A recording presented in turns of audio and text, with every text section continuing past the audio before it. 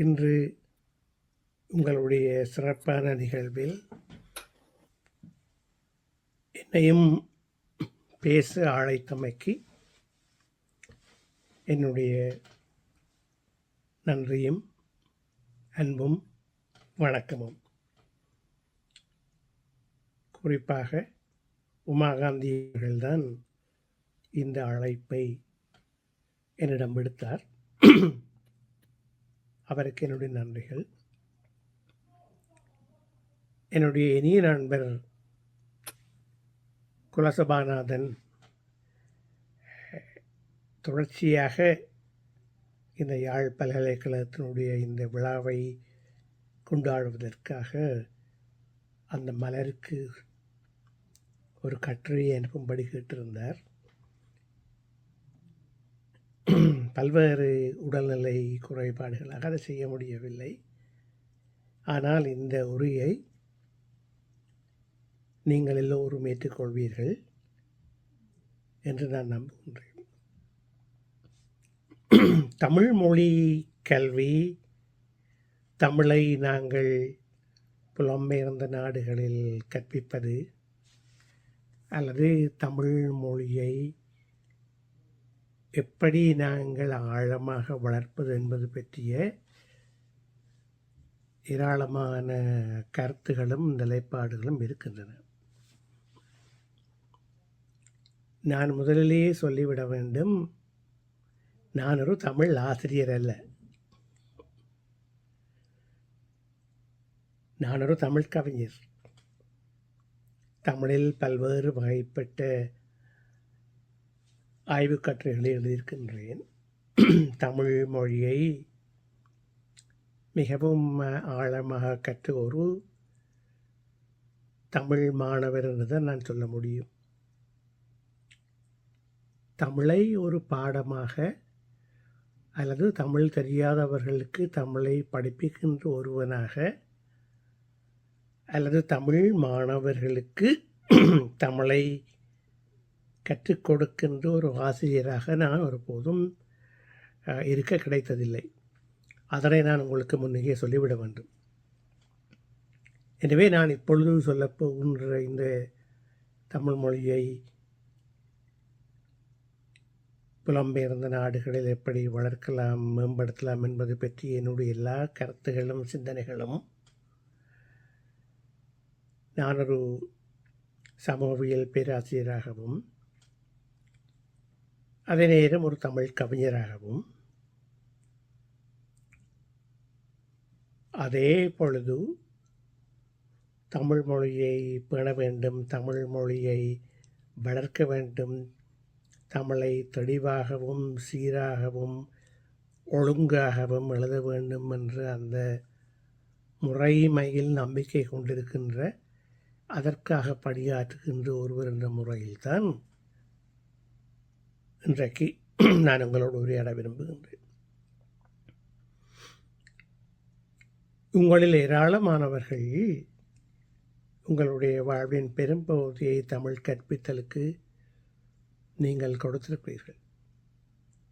பல்வேறுபட்ட நிறுவனங்களும் கல்விச்சாலைகளும் தமிழ் மொழியை புலம்பெயர்ந்த சூழலில் கற்பிப்பதற்கும் கற்றதற்கும் மிக தீவிரமாக ஈடுபட்டு வருகின்றன. கனடாவிலும் சரி, ஐரோப்பாவிலும் சரி. அது ஒரு மிக முக்கியமான பணி. அந்த பணியை செய்பவர்களை நான் வாழ்த்துகிறேன். அந்த முறைமைகளில் வேறுபாடுகள் இருக்கலாம். தமிழை நாங்கள் எப்படி புலம்பெயர்ந்த சூழலில் படிப்பிப்பது, அதற்கான இந்த ஆய்வு முறைமை என்ன, அதற்கான அந்த கல்வித்துவ முறைமை என்ன என்பதை பற்றிய வேறுபாடுகள் இருக்கலாம். படிமுறை தமிழ் கல்வி என்ற ஒரு முறையில் என்னுடைய அன்பு நண்பர் சூனா ராஜரத்னம் அவர்கள் ஒரு புதிய முறையை அறிமுகப்படுத்தி இருக்கிறார். கனடாவை பொறுத்தவரையில் இந்த மொழியை, தமிழ் மொழியை நீங்கள் ஒரு பல்கலைக்கழகத்துக்கு போகுவதற்கு முன்னாக ஒரு பாடமாக எடுத்து நீங்கள் சித்தி அடைவது உங்களுக்கு வசதியாக இருக்கும் என்பதால் அதனை நிறைய பேர் படிக்கின்ற வாய்ப்பு இருக்கிறது. அப்படி பல்வேறுபட்ட நாடுகளிலேயும் இந்த புலம்பெயர்ந்த சூழலில் தமிழ் மொழியை நாங்கள் கற்றுக் கொடுப்பதற்கு வாய்ப்பு இருக்குது. உங்களுக்கு தெரியும், ஏராளமான நிறுவனங்கள் தமிழை நீங்கள் கற்றுக் கொடுக்கும். அவை எல்லாவற்றிற்கும் என்னுடைய வணக்கமும் மதிப்பும் வாழ்த்துகளும் உண்டு. நான் என்று சொல்ல விரும்புவது என்ன என்று சொன்னால், தமிழ் மொழியினுடைய தொன்மை எங்களுக்கு தெரியும். அதை நாங்கள் போற்றுகிறோம், வாழ்த்துகிறோம், பெருமைப்படுகிறோம். அதை அடுத்த தலைமுறைகளில் கொண்டு வருகிறோம், எங்களுக்கு தெரியும். அதே அளவு இன்றியமையாத தேவை என்னவென்றால் தமிழ் மொழிக்கான தொடர்ச்சி. தொடர்ந்தும் தமிழ் மொழியை கற்பிப்பதும் தமிழ் மொழியை ஒழுங்காகவும் தெளிவாகவும் பேசுகின்ற ஒரு சமூகத்தை நாங்கள் தொடர்ச்சியாக பேணுவது எப்படி?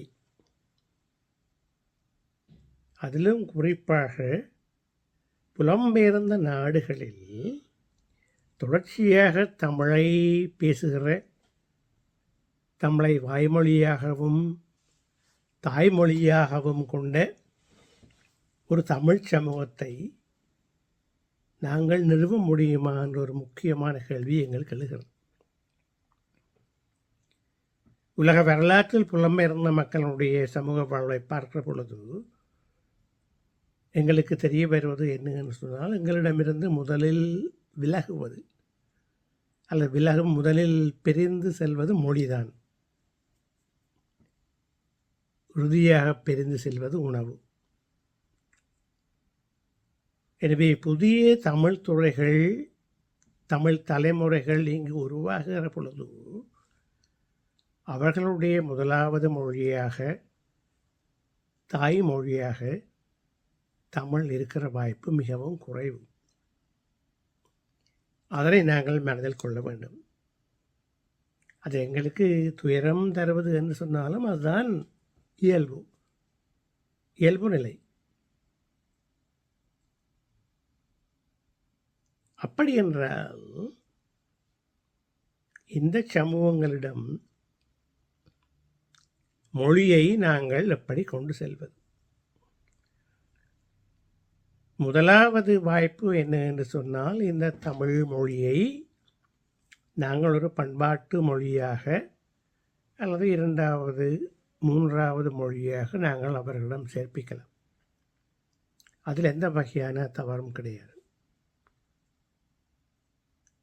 இரண்டாவது முறை என்னவென்று சொன்னால், இப்பொழுது இருக்கின்ற எங்களுடைய புதிய தலைமுறைக்கு தமிழ் என்பது ஒரு மொழி அடையாளத்துக்கு அப்பால் அது ஒரு அரசியல் அடையாளமாக மாறி இருக்கிறது.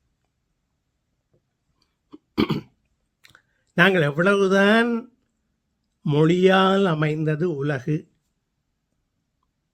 மொழிதான் எங்களுடைய உலகையும் அடையாளத்தையும் முடிவு செய்கிறது என்று நாங்கள் சொன்னாலும்,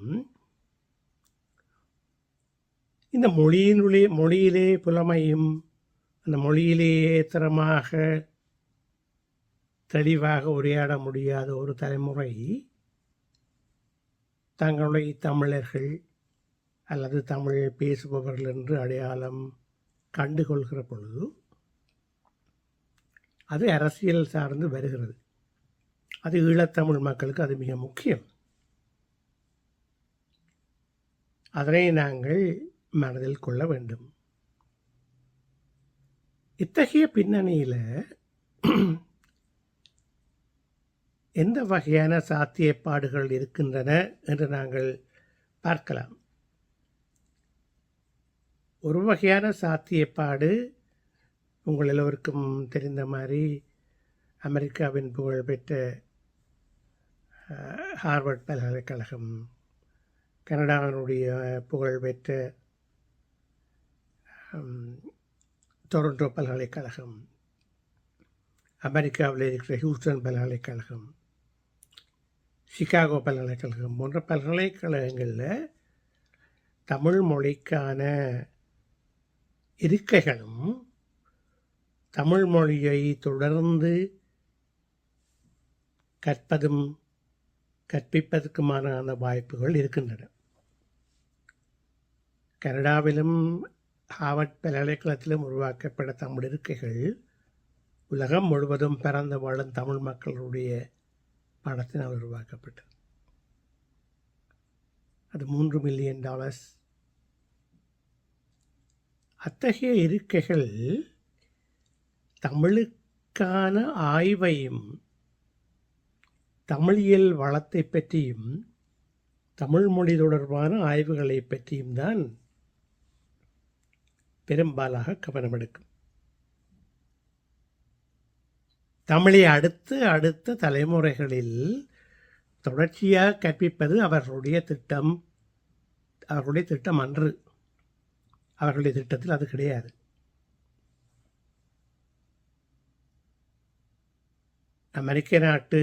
அமெரிக்காவில் பிறந்து வளர்ந்தவர்கள் அமெரிக்க குடிமக்களுக்கு தமிழை 2வது 3வது மொழியாக படிப்பிக்கிற அல்லது ஆய்வு மொழியாக படிப்பிக்கிற திட்டங்களை அவர்கள் எடுக்கலாம்.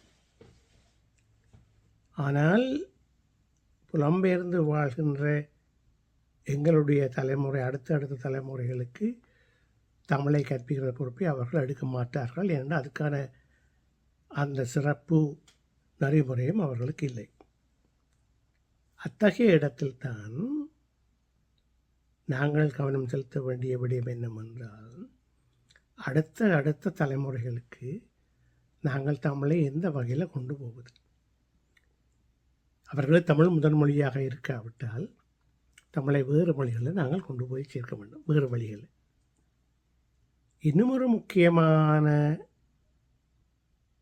விடயம் என்னவென்றால், தமிழையே முதல் மொழியாக பேசுகின்ற தமிழ் மொழி சமூகங்கள் ஈழத்திலும் சிங்கப்பூரிலும் மலேசியாவிலும் தமிழ்நாட்டிலும் இருக்கின்றன. அத்தகைய சமூகங்கள் தொடர்ச்சியாக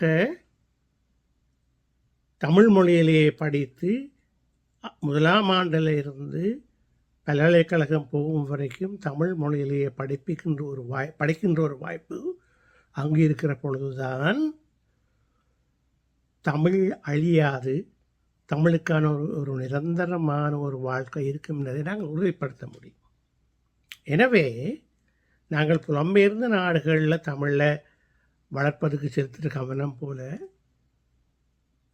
இந்த தமிழ்நாடு, ஈழம், சிங்கப்பூர், மலேசியா போன்ற நாடுகளையும் தமிழ் மொழியை ஒரு கல்வி மொழியாக, வாழ்வு மொழியாக, தாய்மொழியாக திருத்தமாகவும் தெளிவாகவும் பிழையற்றும் கற்றுக் கொடுக்கிற ஒரு திட்டத்தை நாங்கள் வச்சிருக்க வேண்டும். அப்படி இல்லையென்றால் நாங்கள் புலம்பெயர்ந்த இடங்களில் நாங்கள் தமிழை வளர்ப்பது கஷ்டம், சிரமம். இதுக்கு எங்களுக்கு வர சிக்கல் என்ன என்று சொன்னால், ஒழுங்கான தமிழை, நல்ல தமிழை, சிக்கலற்று பிழையற்று தெளிவோடு பேசுகின்ற எழுகின்ற தமிழை கற்பிக்கக்கூடிய ஒரு பெரிய ஆசிரியர் தலைமுறை எங்களிடம் கிடையாது. நாங்கள் பயிற்றுவிக்கணும். எங்களிடம் இருக்கிற எல்லா ஊடகங்களினுடைய தமிழும் ஒரு சில விதிவிலக்குகளை விட மிக மோசமாக இருக்கிறது. 4 வார்த்தைகள், 4 வசனங்கள் ஒழுங்காக தெரியுதா முடியாது. அப்போ இத்தகைய பின்னணியில் எங்களுடைய பொறுப்பு மிகவும் ஆழமாகிறது. ஒரு தளத்தில் புலம்பெயர்ந்த அடுத்த எங்களுடைய தமிழ் தலைமுறைகளுக்கு தமிழை நாங்கள் கொண்டு செல்ல வேண்டும். 2வது, அடுத்ததாக புலம்பெயராமல் எங்களுடைய தாயகங்களில் வாழ்கின்ற தமிழ் மாணவர்களுக்கான தமிழை உறுதிப்படுத்தி தமிழ் எப்பொழுதும் வாழுகின்ற ஒரு சமூகம் அங்கே இருக்கும் என்று நாங்கள் உறுதிப்படுத்த வேண்டும். அவற்றை செய்வதன் மூலம்தான் நாங்கள் தமிழ் மொழிக்கான தொடர்ச்சியை உறுதிப்படுத்தலாம். அதற்கு புலம்பெயர்ந்த மக்கள் நிறைய பங்கு ஆற்ற வேண்டும். நன்றி, வணக்கம்.